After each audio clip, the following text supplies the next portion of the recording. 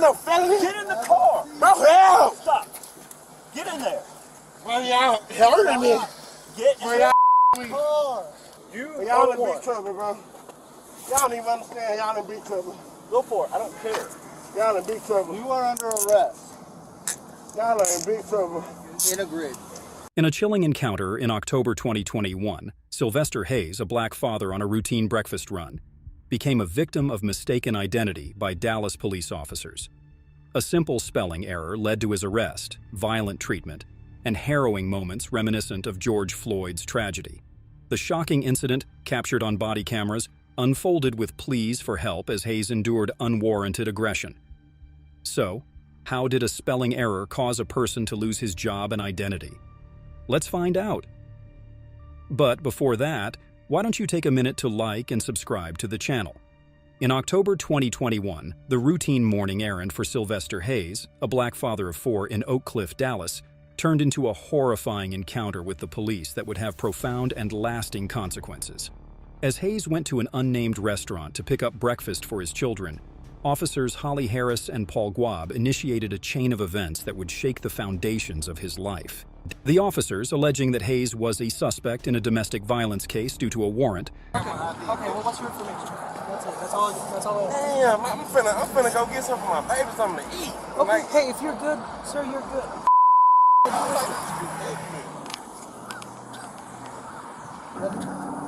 Yeah. Come on, step up with me. I'll explain it to you. I didn't give you permission to do that. I know. Step out. I'll explain everything. No, sir. Tell me why. I'll explain everything. No, I didn't give you permission. I didn't give you permission to. I'm pulling up none of it. Right now, you are being detained. Come on and step out. Hey, yeah, I'm incarcerated. Come on and step out. Come on. Let me call my people. Stopped him at the restaurant. This accusation, as it would later be revealed, stemmed from a crucial and unfortunate spelling mistake. The officers were looking for a man named Silvester, but Silvester Hayes became the mistaken target. Being asked by Officer Guab for his driver's license, Hayes, concerned about the potential consequences of non-compliance as a black man interacting with the police, handed it over. This seemingly routine act set off a tragic sequence of events. Upon receiving Hayes' license, Officer Guab passed it to Officer Harris, who incorrectly informed Guab that there was a warrant out for Hayes. Bro, hey, bro, come get bro, this is my gun. Bro, this is my, bro, my, what the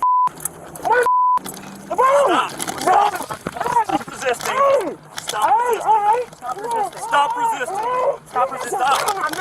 Notably, Harris failed to conduct a check on the Dallas Police Department's database, a crucial oversight that would have far-reaching consequences. The gravity of the situation escalated when the officers, acting on the mistaken belief of a warrant, decided to arrest Hayes. This decision marked the beginning of a disturbing and violent encounter. They forcibly removed him from his vehicle, subjecting him to treatment that would be shocking and deeply distressing. Body camera footage later revealed the distressing scene where Hayes was forcibly pulled out of his vehicle, thrown onto the curb, and handcuffed. I'm doing, bro. Stop. What happened, bro? Right? What am I being detained for, man? Stop. What am I being detained for? If you let us tell you, we'll tell you. Shut Tell up. me right now. What am I being detained for, man?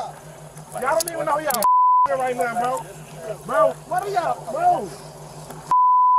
Bro, help! Help! Help! Help! Dude.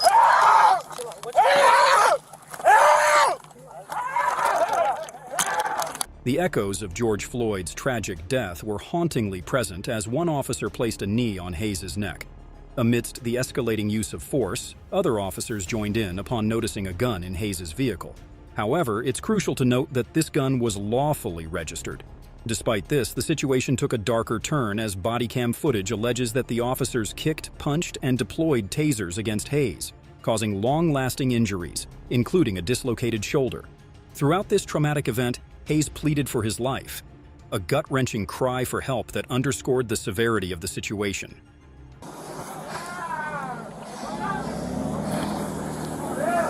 Delta 772? If the other 70s aren't worked out with us, 7 and 3, put them out with us. Put 84 out with us as well. And start us on record, please. I don't know, felony. Get in the car. Bro, hell. Stop. Get in there. Bro, y'all hurting me. Get in Bro, there. y'all hurting me. Zipped tied and placed in the back of a police car, Hayes faced not only physical violence but also false charges of resisting arrest and unlawful possession of a weapon. It was only after running his license again that the officers realized their grave mistake, caught on video exclaiming, "We got the wrong guy." Stop. Stop. Y'all hurting me. Leg restraint. You got Y'all hurting me. No, we're not. You are hurting yourself. What are y'all doing? You are hurting yourself. Hey, while he's down, search him. Bro, I don't have Gun in anything. his pocket. Yeah. Bro, I don't Put the gun have out on it. anything, It's bro. on the floorboard of the It's front already there. passenger. Bro, I Hold it don't. up. That is my Search him while gun. he's down. It is in my hand. Bro, you are pressing my precious Hey, pockets. stop. Bro. You're getting this because you're acting this way. This is 100%, and I'm not your okay? Bro, y'all This hurting is me. you. The aftermath of this wrongful arrest was severe for Silvester Hayes. Beyond the physical injuries, he lost his home and job, facing emotional and practical consequences that would persist long after the incident. Hayes firmly believes that he was a victim of racial profiling, emphasizing that the misspelling of his name was not just an isolated error, but part of a broader issue of systemic racial bias within law enforcement. Taking matters into his own hands, Silvester Hayes initiated legal action against both the city and the officers involved in his wrongful arrest. His pursuit of justice stems from the trauma he endured and the significant losses he suffered. The officers named in the lawsuit, Holly Harris and Paul Guab, now face allegations of excessive use of force, unlawful arrest, and violations of Hayes' rights under the Fourth Amendment, which protects against unreasonable searches and seizures. Scoot back. Scoot back. On your feet.